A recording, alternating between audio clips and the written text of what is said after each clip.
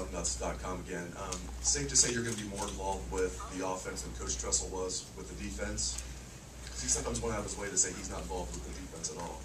Hey, I got the utmost confidence in the offensive staff and Coach Bowman as the offensive coordinator. I just want to make sure that they understand, more so for the kids, that I care and I have a presence and I care about what's going on with them.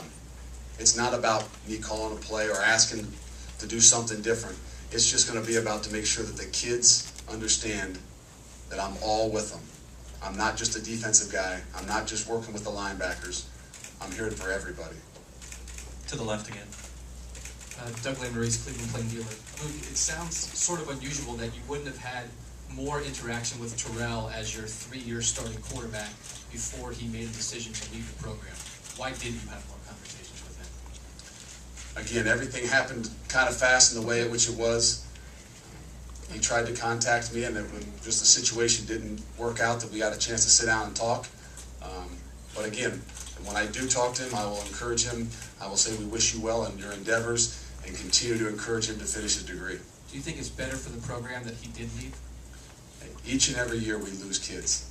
Cameron Hayward, boy, we'd love to have him back. Ross Holman, Brian Droll, all those kinds of guys. That's what we prepare for year in and year out. That's why these kids come here to Ohio State with the opportunity that they know that they have a chance to show what they can do. So we're going to continue to focus on the future and worry about what we have control over. Although it is a little different to lose a guy who was your starting quarterback who wasn't a senior, lose him unexpectedly as opposed to losing guys to graduation. This seems a little more maybe difficult to deal with. It is different. But again, we're going to embrace all the expectations and all the situations and continue to focus on moving forward with the program. To the right. Tim May again, Columbus Dispatch. In that regard, if you laid down any so-called new laws with your players about everybody shows up on time, all this kind of stuff, I mean, have you gotten into that yet? There's a fine line between reality and perception, and the foundation is there.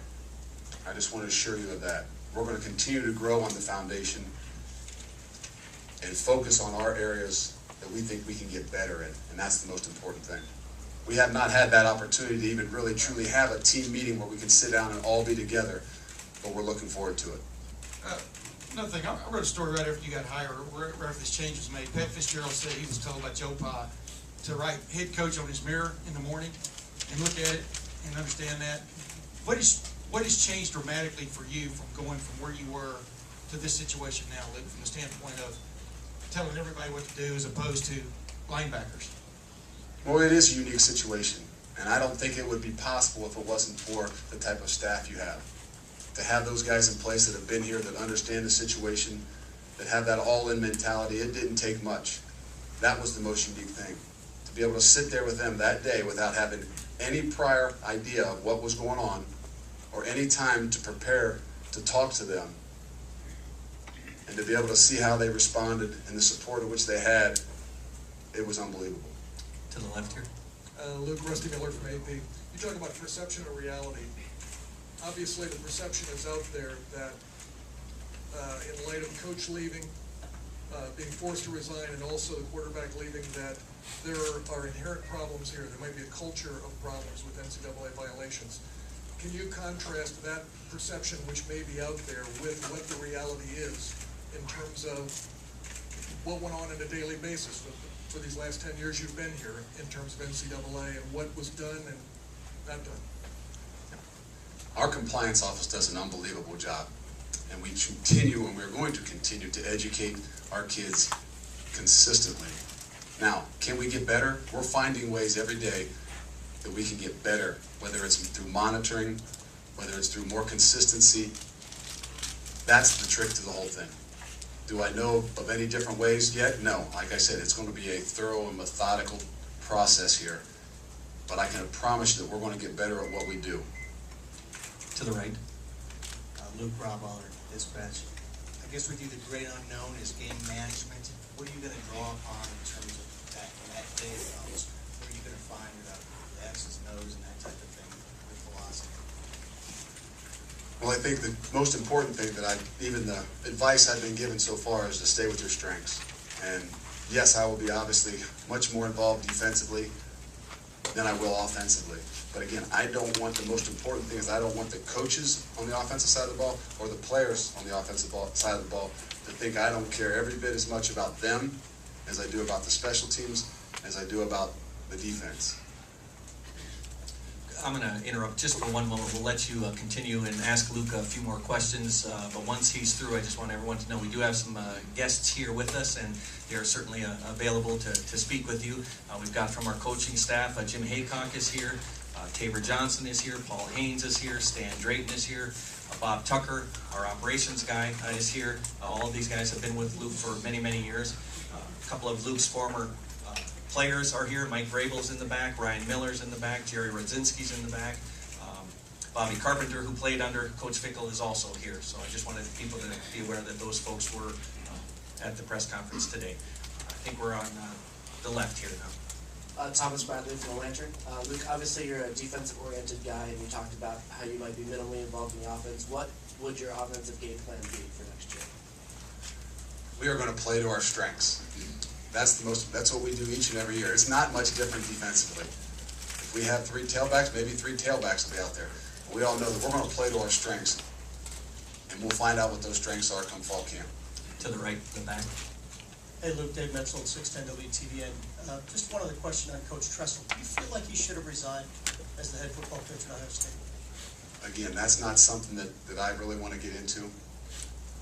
I know Coach Tressel has the utmost respect for Ohio State, and that's what he's told me. He loves this university, as well as I love this university, and I'm not really going to probably elaborate on anything more about that. To the left order. Luke, Kenny Rohde, ESPN Cleveland. Why are you the right guy for this job? What did you go in and say to Gene Smith as to why you should be the guy moving this program forward and out of this dark spot in its tradition? It starts with understanding what it takes to be a Buckeye, what it means to be a Buckeye, the expectation level I talked about in the beginning, about being able to embrace that and understand that. That's a different situation. Being here for 5 years as a player, 10 years as a coach almost, understanding what the foundation is, what the great things are that are in place, and maybe having some ideas of how you can get better at little things. I think also knowing the great state of Ohio is something that is incredibly important, as well as Columbus, where it poses some unbelievable experiences, being the 15th largest city in the country. It also presents its own challenges at times as well. I think those are all important things that you have to understand when you're going to be the head coach at Ohio State. To the right. Mark Coops, TV 44 Louisville. In the back. Way back. Up top. You've got a special teams background. Special teams, obviously, there were some issues last year with kick returns and punt returns for touchdowns. There's not a special teams coordinator on the staff. Is that something that might be addressed, or are you going to continue with the philosophy of having all coaches help on the special teams? Again, within the next week or so, I think we'll lay out the expectations as well as the duties and responsibilities. There may be some changes coming, but probably not ready to talk about that just now at this time. To the left.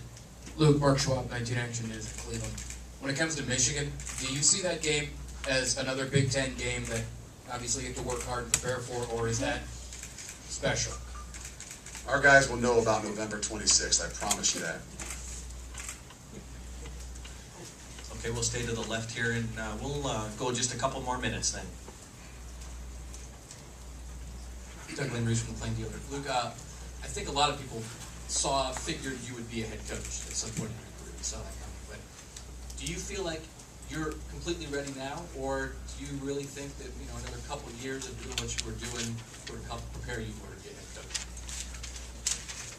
I truly believe it's been a natural progression, where some might believe it's maybe an accelerated progression. This is what I've prepared for.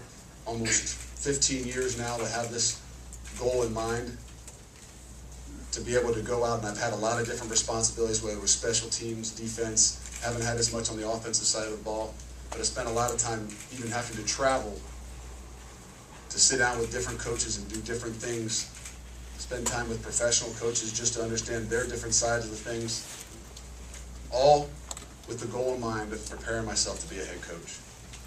I didn't want to take some of the travels of picking up my entire family and doing it, so I've known in order for me to be able to do this, I'm gonna have to do some other things instead.